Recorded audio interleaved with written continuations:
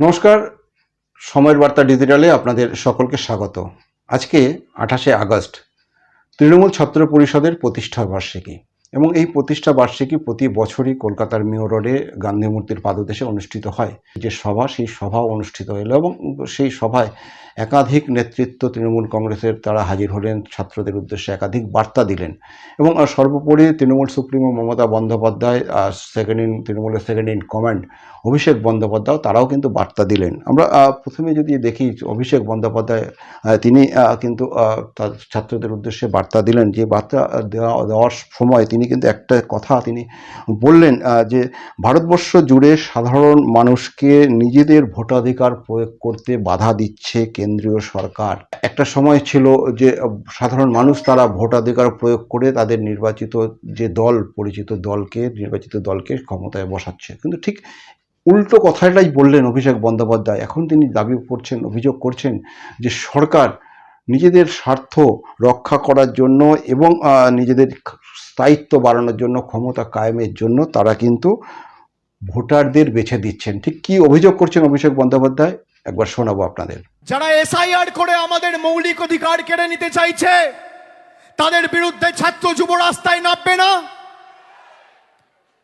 যারা আমার ভোটের অধিকার আমার কেড়ে নিতে চাইছে তাদেরকে বাংলা আগামী 26 সালে যোগ্য জবাব দেবে না।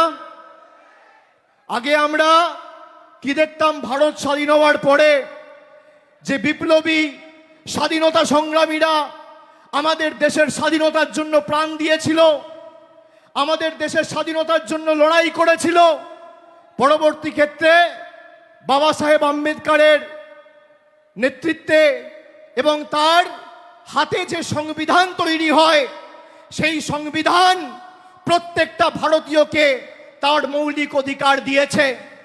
আজকে ভারতীয় জনতা পার্টির সরকার সেই মৌলিক অধিকার কেড়ে নিতে চাইছে। আগে আমরা কি দেখতাম যে ভারতবর্ষ জুড়ে সাধারণ মানুষ নিজের ভোটাধিকার প্রয়োগ করে পছন্দের সরকার নির্বাচিত করত বা বাঁচত। আর আজকে কি দেখছি, বর্তমান কেন্দ্রের সরকার নিজেদের সরকারের স্থায়িত্ব বাড়াতে আর নিজেদের সরকারের স্বার্থ রক্ষা করতে ভারতবর্ষ জুড়ে ভোটার বেছে নিচ্ছে। আগে মানুষ সরকার বাঁচত, আর আজ সরকার মানুষ অর্থাৎ ভোটার বাঁচছে। এর বিরুদ্ধে বাংলা লড়বে কি লড়বে না? সবাই হাত তুলে বলুন, লড়বে কি লড়বে না? অভিষেক বন্দ্যোপাধ্যায়ের এই বক্তব্য তো শুনলাম, আপনারা শুনলেন, এবং পাশাপাশি অভিষেক বন্দ্যোপাধ্যায় আরেকটি গুরুত্বপূর্ণ বক্তব্য তিনি তার বক্তব্যে তুলে ধরেছেন। রাজ্যের পরিযায়ী শ্রমিক যারা ভিন রাজ্যে কাজের জন্য গেছে, অর্থাৎ বাংলা ভাষায় যারা কথা বলছে ভিন রাজ্যে গিয়ে, তাদেরকে বাংলাদেশি আখ্যা দিয়ে তাদেরকে নানা রকম অত্যাচার করা হচ্ছে এবং বাংলার যে এই যে অত্যাচার করা হচ্ছে এবং বাংলা এবং বাঙালিকে গুলিয়ে দিয়ে বাংলা ভাষার উপরে যে আক্রমণ, সেই আক্রমণের নিয়েও কিন্তু তিনি সরব হলেন এবং কি বললেন এ বিষয়ে অভিষেক বন্দ্যোপাধ্যায়, তৃণমূল কংগ্রেসের সেকেন্ড ইন কমান্ড, শোনাবো আপনাদের। যারা বাংলাকে পদে পদে লাঞ্ছিত, বঞ্চিত, অপমানিত, কলুষিত, কালিমালিপ্ত করে বিভিন্নভাবে ব্যঙ্গ বিদ্রুপ করে বাংলাদেশি বলে আখ্যায়িত করেছেন, বলছে বাংলা বলে কোনো ভাষা নেই। বলুন, এর জবাব আমরা দেবো কি দেবো না? যারা 10 কোটি বঙ্গবাসীকে অপমান করেছেন তাদের জবাব দেবেন না? যারা বাংলার কৃষকের টাকা আটকে রেখেছে তাদের জবাব দেবেন না? যারা জল জীবন মিশনের অধীনে বাংলার 10 কোটি মানুষের পানীয় জলের প্রকল্পের টাকা আটকে রেখেছে তাদের জবাব দেবেন না? যারা 50 লক্ষ গরিব মানুষের আবাসের টাকা আটকে রেখেছে তাদের জবাব দেবেন না? যারা বাংলা গ্রামীণ সড়ক যোজনার প্রায় 10,000 কোটি টাকার উপর এখনো আটকে রেখেছে তাদের জবাব দেবেন না? দেব কি দেব না? দেব কি দেব না? দেব কি দেব না? আমি সকলকে অনুরোধ করব, আমাদের নেত্রী ইতিমধ্যেই উপস্থিত হয়েছে, আমি বক্তব্য দীর্ঘায়িত করব না। আমি খালি আপনাদের বলবো যে আমরা ঐক্যবদ্ধভাবে লড়াই করব, বিগত দিনেও করেছি, আগামী দিনেও করব। যারা মমতা বন্দ্যোপাধ্যায়কে বাংলা থেকে সরানোর কথা বলে তাদেরকে বলবো তৃণমূল কংগ্রেসের নেত্রীর সাথে পরে লড়বে, আগে ছাত্র যুবর সাথে মোকাবেলা করো, তারা 10-0 গোলে তোমাদের প্রতিহত করবে। এরপরে যার বক্তব্য শোনার জন্য মূলত ওই ছাত্র সমাজ তারা অধীর আগ্রহে অপেক্ষা করছিলেন, সেই ছাত্র সমাজের উদ্দেশ্যে বার্তা দিলেন তৃণমূল সুপ্রিমো মমতা বন্দ্যোপাধ্যায়। তিনি কেন্দ্রীয় সরকারকে তীব্র ভাষায় আক্রমণ করলেন এবং আক্রমণ করে যেটা বললেন যে এনআরসি করে রাজ্যের ভোটারদের ভোটাধিকার কেড়ে নেওয়ার যে পরিকল্পনা, সেই পরিকল্পনা করছে। অর্থাৎ এনআরসি যদি হয় সেক্ষেত্রে কিন্তু বহু মানুষ তাদের নাম ভোটার তালিকা থেকে বাদ যাবে, সেই আশঙ্কাই কিন্তু তিনি করলেন। এবং এবং পাশাপাশি তিনি দাবি করলেন যতদিন তৃণমূল সরকার পশ্চিমবঙ্গে ক্ষমতায় আছে সেখানে কিন্তু পশ্চিমবঙ্গে কোনোভাবে এনআরসি প্রয়োগ করতে দেওয়া হবে না। রাজ্যের মুখ্যমন্ত্রী তথা তৃণমূল সুপ্রিমো মমতা বন্দ্যোপাধ্যায় ঠিক এ বিষয়ে কি জানালেন শোনাবো আপনাদের। এই সেলফিশ জায়েন্টরা, যারা হাই লোডেড ভাইরাস, বুঝলেন কিছু, যারা হাই লোডেড ভাইরাস আর যাদের হিমালয়ান ইনকম্পিটেন্স আছে, তারা হিংসে করে আমাদের টাকা বন্ধ করে দিয়ে ভাবছে, আর পরিযায়ী শ্রমিকদের টাকা বন্ধ করে দিয়ে ভাবছে, তাদের কর্ম কেড়ে নিয়ে ভাবছে এনআরসি চালু করবে, আর এনআরসি চালু করে সবার ভোটার অধিকার কেড়ে নেবে। আমরা বলছি জীবন থাকতে কারো ভোটার অধিকার আমরা কাটতে দেব না।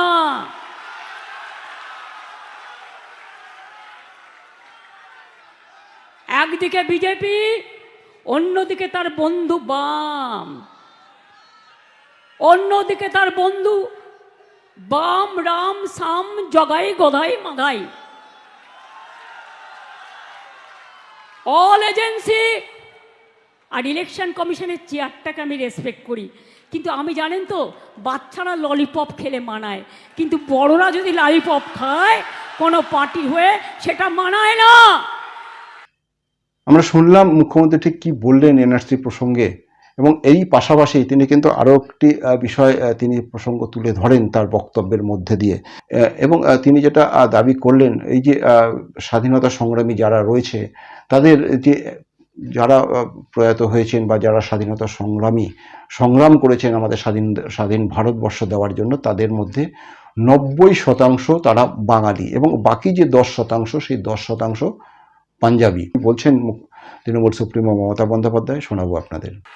শুনুন, এটা বাংলা। স্বাধীনতার আগে কলকাতা ছিল, একটু ইতিহাস বলি, বাংলার রাজধানী। কেন সরিয়ে নিয়ে গিয়েছিল ইংরেজরা? ওরা জানতো সবাইকে লড়তে পারলেও বাংলাকে লড়তে পারে না, তাই তারা বাধ্য হয়ে কলকাতা থেকে রাজধানী দিল্লি নিয়ে গিয়েছিল। আর শুনুন, আমি আমার কথা বলছি না, গৌতম ঘোষের উনি বিখ্যাত পরিচালক, ওনার ইতিহাস জ্ঞান খুব ভালো আছেন। উনি একদিন একটা টুইট করলেন, আমি সেটা দেখলাম। উনি বললেন, আমি সেটাকে উচ্চারণ করছি, ভারত ভাগ তো হয়নি। যখন স্বাধীনতা আন্দোলনের ভাগ হয়েছিল, আগে ইন্ডিয়া, পাকিস্তান, বাংলাদেশ একসাথে ছিল, কিন্তু যখন ভারত ভাগ হলো তখন ভাগটা আসলে কার হয়েছিল? বাংলা আর পাঞ্জাবের। এটা মনে রাখবেন। তাই বাংলায় কথা বলে ওপারের লোকেরা, ওটা একটা দেশ তৈরি হয়ে গিয়েছিল, ওটা বাংলাদেশ। আর পাকিস্তানেও একটা পাঞ্জাব আছে। তার কারণ হচ্ছে আন্দামান সেলুলার জেলে দেখবেন, তার রেপ্লিকা আমি তুলে এনে আলিপুর মিউজিয়ামে নিয়ে এসেছি, একবার গিয়ে দেখে আসবেন। 90% স্বাধীনতা সংগ্রামী যারা আন্দামান সেলুলার জেলে ছিল, তারা কিন্তু বাংলার, তারা কিন্তু বাঙালি ছিলেন। আর 10% ছিল পাঞ্জাবি। তাই মনে রাখবেন, ভাগটা করেছিল হিংসা করে বাংলাটাকে আর পাঞ্জাবটাকে। যা করেছেন, আমরা তো তার দায় নেব না, কারণ আমরা তখন কেউ জন্মাইনি, আমরা জানি না। আজকে রিসেন্টের কথা বলুন, আজকে 1946-এর কথা বলছেন কেন? তখন আপনারা কোথায় ছিলেন? তখন তো মায়ের পেটেও ছিলেন না, আমরাও ছিলাম না। তাই এত জ্ঞান কোথার থেকে এলো? জ্ঞান ভাণ্ডারী সব, জ্ঞান বৃক্ষ সব। জ্ঞান বৃক্ষ নয়, এরা হচ্ছে মগধে মরুভূমি। মনে রাখবেন, এরা কোনোদিনও বৃক্ষ হতে পারে না। 28শে আগস্টের যে সভা মঞ্চ, সেই সভা মঞ্চে কিন্তু আমরা দেখলাম রাজ্যের যারা তৃণমূল কংগ্রেস, রাজ্যের শাসক দল তৃণমূল কংগ্রেসের যা নেতৃত্ব, তারা কিন্তু এক কথায় বলা যায় যে তীব্র ভাষায় আক্রমণ করলেন কেন্দ্রের সরকারকে, অর্থাৎ বিজেপি সরকারকে। পাশাপাশি নির্বাচন কমিশনকেও কিন্তু একেবারে ছেড়ে কথা বললেন না।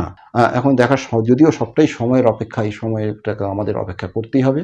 প্রত্যেক দিনই আমরা আপনাদের জন্য নতুন নতুন প্রতিবেদন তুলে ধরব, এবং আপনাদের এই প্রতিবেদন সরাসরি আপনার মুঠোফোনে যাতে খুব সহজেই পৌঁছে যায়, সেই জন্য আমাদের এই পেজটিকে ইউটিউবে সাবস্ক্রাইব এবং ফেসবুকে ফলো করুন।